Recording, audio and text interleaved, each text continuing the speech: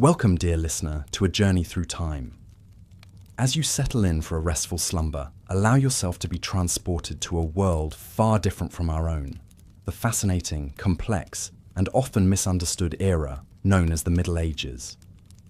Before we embark on this adventure, I invite you to pause for a moment and share in the comments where in the world you are listening from and what time of day it is for you. It's a wonder of our modern age that we can connect across vast distances and time zones, all while exploring the past together. And if you find yourself enjoying these calm, historical meanderings, I encourage you to subscribe so that you can drift off to sleep with a bit of boring history whenever the mood strikes. But for now, let us leave the present behind and allow ourselves to slip into a very different time and place. Imagine, if you will, that you are waking up not in your comfortable modern bed, but on a humble straw mattress in a small, dimly lit room with rough-hewn stone walls. The air is cool and heavy with the sense of wood smoke, earth, and perhaps a hint of livestock. The only sound is the soft crackle of a single candle flame, casting dancing shadows on the walls. You might feel a moment of disorientation, a sense that something is not quite right, and indeed, it isn't. For somehow, through some strange twist of fate or dream, you have found yourself transported to medieval times. But fear not, for this is not a nightmare, but an opportunity to experience a different way of life, to walk in the footsteps of peasants and kings, to witness the triumphs and struggles that shape the world we know today. And all from the comfort and safety of your own bed. So take a deep breath, let your body relax into the mattress, and allow your mind to drift back through the centuries, to a time of castles and cathedrals, of chivalry and plague, of great faith and even greater change. Our journey begins in the English countryside, in a small village not unlike countless others that dotted the landscape in the Middle Ages. Here, life revolves around the rhythms of the land, the turning of the seasons, the rising and setting of the sun, the endless cycle of planting and harvest. You find yourself inhabiting the life of a peasant farmer, one of the great mass of humanity who toiled from dawn to dusk to coax a living from the soil. Your day begins before the first light of dawn as you rise from your straw bed to the sound of a rooster's crow, a sound that has echoed across the centuries, unchanged. You dress simply in a rough-spun tunic and breeches, perhaps with a woolen cloak to ward off the morning chill. Your first task is to tend to the animals, feeding the chickens that peck around your feet, milking the goat that provides precious sustenance for your family, and perhaps harnessing the great ox that will help you plough the fields. As you go about your morning chores, take a moment to breathe in the sense of this simple, rustic life. The earthy musk of the animals, the sweet sharpness of the hay, the cool dampness of the earth beneath your feet. These are the smells of a life lived close to the land, a life of hard work and simple pleasures. With the animals tended, you return to your small, one-room cottage where your family is beginning to stir. Together, you break your fast on a simple meal of barley porridge and stale bread, washed down with a cup of weak ale. The flavours are plain, but hearty, fuel for the long day of work ahead. As the sun rises over the horizon, painting the sky in shades of pink and gold, you set out for the fields, ready to begin the back-breaking labour that is the lot of the medieval peasant. With your ox and plough, you turn the rich, dark earth, preparing it for the planting of crops, wheat and barley, rye and oats, the staples that will feed you and your family through the long winter months. The work is hard, and the days are long. You feel the sun beating down on your back, the sweat trickling down your face, the ache in your muscles as you push yourself to keep pace with the turning of the plough. But there is also a certain satisfaction in this labour, a sense of purpose and place in the grand scheme of things. As a peasant, your life is not your own. You are bound to the land and to the local lord who owns it, obligated to work his fields and pay him a portion of your harvest in exchange for his protection. It is a simple arrangement, but one that defines the lives of millions across medieval Europe. But even in this humble existence, there is room for dreams and ambitions. As you work the fields, your mind might drift to the young boy running between the furrows, laughing as he chases after a butterfly or plays at sword fighting with a stick. Little do you know that this carefree child, born a peasant like yourself, is destined for greatness, for a rise to power that will shape the very course of history. His name is William, and his story is one of the great tales of the Middle Ages. Born into poverty, orphaned at a young age, William's life takes a remarkable turn when he is taken in by a local lord and made his squire. It is a rare opportunity for a peasant boy, a chance to escape the life of toil and servitude that is the fate of most. William seizes this chance with both hands. He learns quickly, absorbing the arts of horsemanship and swordsmanship, the intricacies of courtly etiquette and military strategy. He grows into a formidable young man, tall and strong, with a quick mind and a natural air of authority. His talents do not go unnoticed.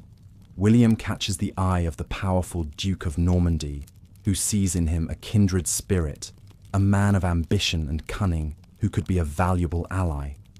The Duke takes William under his wing, knights him, and grants him lands and titles of his own. It is a dizzying rise for a former peasant, but William is just getting started. He has his sights set on an even greater prize, the English throne itself. Through a combination of political manoeuvring, strategic alliances, and outright ruthlessness, William positions himself as a claimant to the crown, and when the old English king dies without a clear heir, he seizes his chance.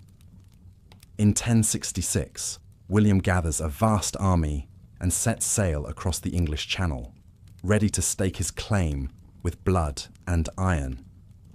His invasion force lands on the southern coast of England, where they are met by the English army, led by the new king Harold Godwinson.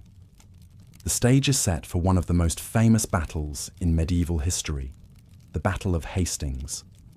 On a field near the small coastal village, the two armies clash in a desperate struggle for the fate of a nation. The English are formidable foes, fierce warriors who fight with the strength of men defending their homeland. They form an impenetrable shield wall, their battle axes and spears bristling like the quills of some great hedgehog.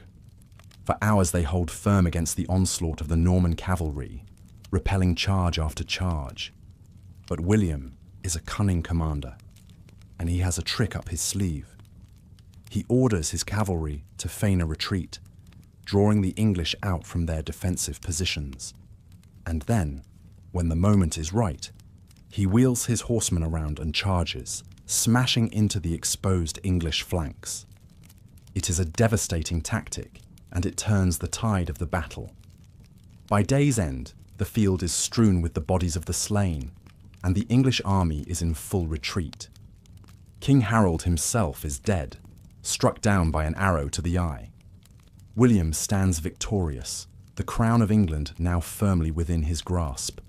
On Christmas Day, 1066, he is crowned king in Westminster Abbey, ushering in a new era of Norman rule that will transform the country forever. The Norman conquest, as it comes to be known, is a watershed moment in English history. It brings with it sweeping changes to the language, culture, and power structures of the nation. French becomes the language of the court and the nobility, while English is relegated to the speech of the common folk.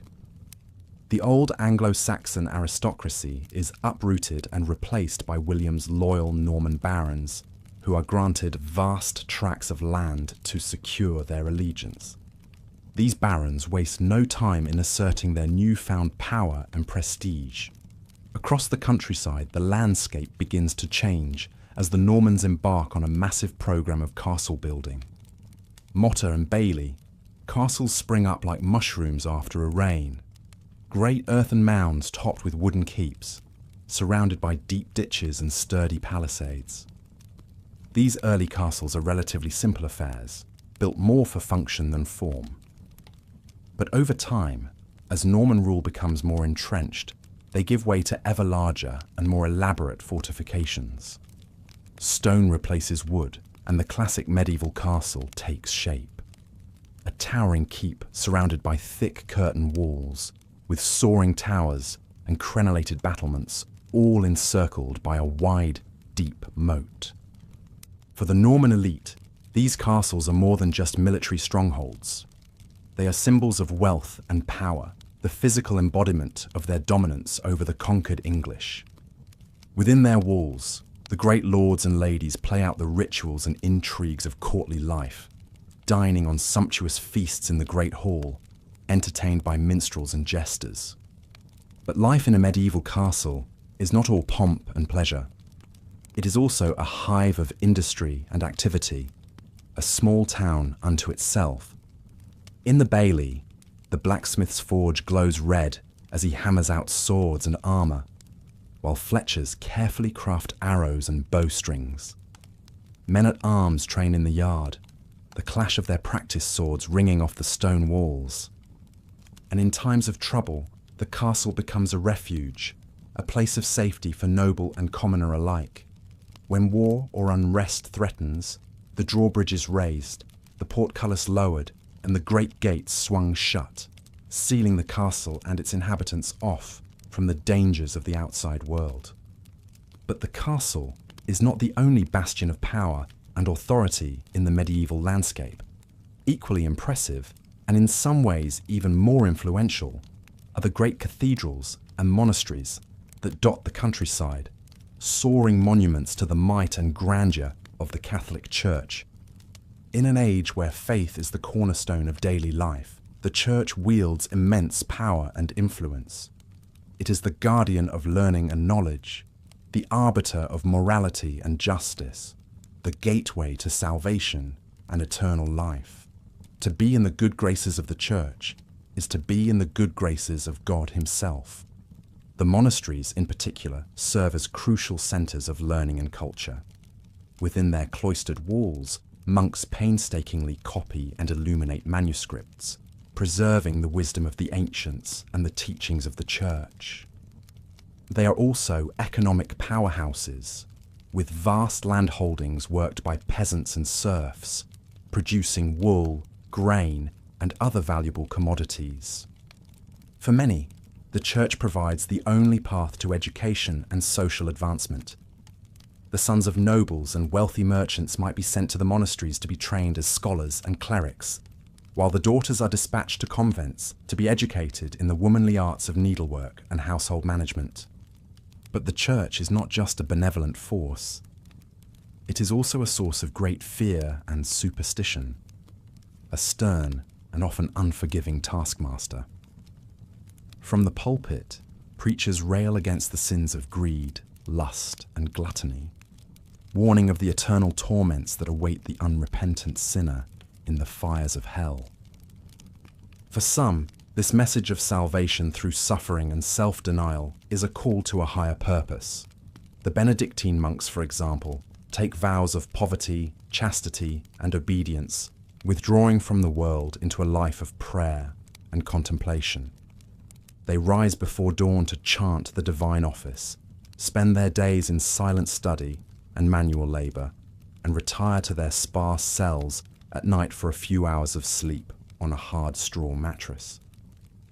But not all men of the Church are so austere. The powerful abbots and bishops are often as involved in worldly affairs as any secular lord, engaging in politics and diplomacy, even leading armies into battle in defence of their lands and interests. The line between spiritual and temporal power is often blurred, and the struggle for supremacy between church and state is a constant undercurrent of medieval life. Nowhere is this struggle more evident than in the great drama of the Crusades.